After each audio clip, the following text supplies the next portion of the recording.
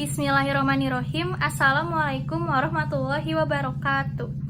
Perkenalkan, nama saya Ida Suci Laswati dari Program Studi Akuntansi Fakultas Ekonomi dan Bisnis Universitas Islam Bandung. Saya di sini akan mempresentasikan hasil penelitian saya yang berjudul Pengaruh Proses Pengendalian Manajemen dan Gaya Kepemimpinan Terhadap Kinerja Manajerial, Survei pada Manajer Perusahaan BUMN di Kota Bandung. Judul saya dilatar belakangi oleh beberapa fenomena. Yang pertama, kinerja manajerial yang buruk terjadi pada kasus Bank BRI. Di sini terjadinya penyimpangan bahwa SOP yang seharusnya dilaksanakan menjadi tidak dilaksanakan. Di antaranya adalah memberikan pinjaman kredit kepada nasabah di bawah umur. Maka dari itu, kinerja yang buruk akan berdampak pada keberlangsungan perusahaan, sehingga perlu dibentuk adanya proses pengendalian manajemen yang baik. Yang kedua, kasus Perikanan Sumber Daya Ikan Laut Indonesia atau SDI. Di sini pihak SDI menemukan bahwa kapasitas dalam penangkapan kapal ikan serta intensitas penangkapan yang dilakukan itu berlebihan. Hal ini dikarenakan tidak adanya penetapan perencanaan dan pengendalian atas sumber daya ikan laut di Indonesia. Sehingga buruknya proses pengendalian manajemen akan berdampak juga pada kinerja manajerial yang buruk. Yang ketiga, kepemimpinan Presiden Joko Widodo.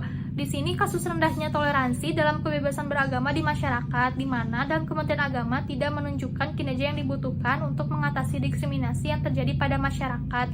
Buruknya gaya kepemimpinan tersebut berdampak juga pada kinerja yang buruk. Selanjutnya ada kerangka pemikiran dan pengembangan hipotesis.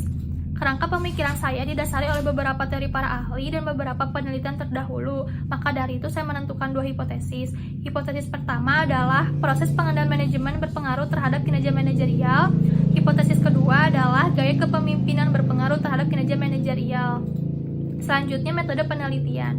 Yang pertama, objek penelitian dan metode penelitian. Objek penelitian saya adalah proses pengendalian manajemen, gaya kepemimpinan, dan kinerja manajerial. Metode penelitian menggunakan verifikatif dengan pendekatan kuantitatif.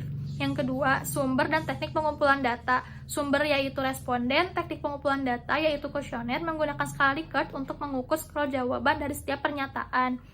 Yang ketiga, populasi dan sampel penelitian. Populasi di sini adalah seluruh manajer perusahaan BUMN di Kota Bandung, dan sampel penelitian adalah seluruh manajer perusahaan di PT Pos Indonesia, PT Pegadaian, PT Inti, PT PLN, PT Adikarya, dan PT Bank Mandiri. Yang keempat, rancangan pengujian hipotesis. Yang pertama ada uji validitas, uji reliabilitas, uji asumsi klasik, analisis regresi linear berganda, dan pengujian hipotesis yang terdiri dari uji F, uji T, dan uji koefisien determinasi. Selanjutnya ada tabel operasionalisasi variabel. Yang pertama, variabel proses manajemen menggunakan teori Antoni Govindarajan, pengukuran menggunakan 4 dimensi. Yang kedua ada variabel gaya kepemimpinan menggunakan teori Robbins, pengukuran menggunakan dimensi gaya kepemimpinan transformasional. Yang ketiga ada variabel kinerja manajerial menggunakan teori dari Mahoney, pengukuran menggunakan 8 dimensi. Selanjutnya ada hasil penelitian. Jumlah responden penelitian ini sebanyak 45 manajer. Yang pertama ada uji validitas, yang kedua ada uji reliabilitas. Selanjutnya ada uji asumsi klasik. Yang pertama ada uji normalitas. Di sini terdapat asumsi totalnya adalah 0,2 lebih besar dari 0,05, yang artinya data berdistribusi normal. Yang kedua ada uji multikolinearitas, dan yang ketiga ada uji heteroskedastisitas. Selanjutnya analisis regresi linear berganda. Di sini terdapat persamaan Y sama dengan alpha ditambah B1X1 ditambah B2X2 ditambah error, yang dimana kinerja manajerial sama dengan 3,433 ditambah 0,278 ppm ditambah 0,671 gaya kepemimpinan ditambah error. Selanjutnya di sini ada pengujian hipotesis. Yang pertama ada uji simultan atau uji F, yang kedua ada uji parsial atau uji T. Selanjutnya ada koefisien determinasi atau R-square. Di sini terdapat R-square-nya sebesar 48,6%.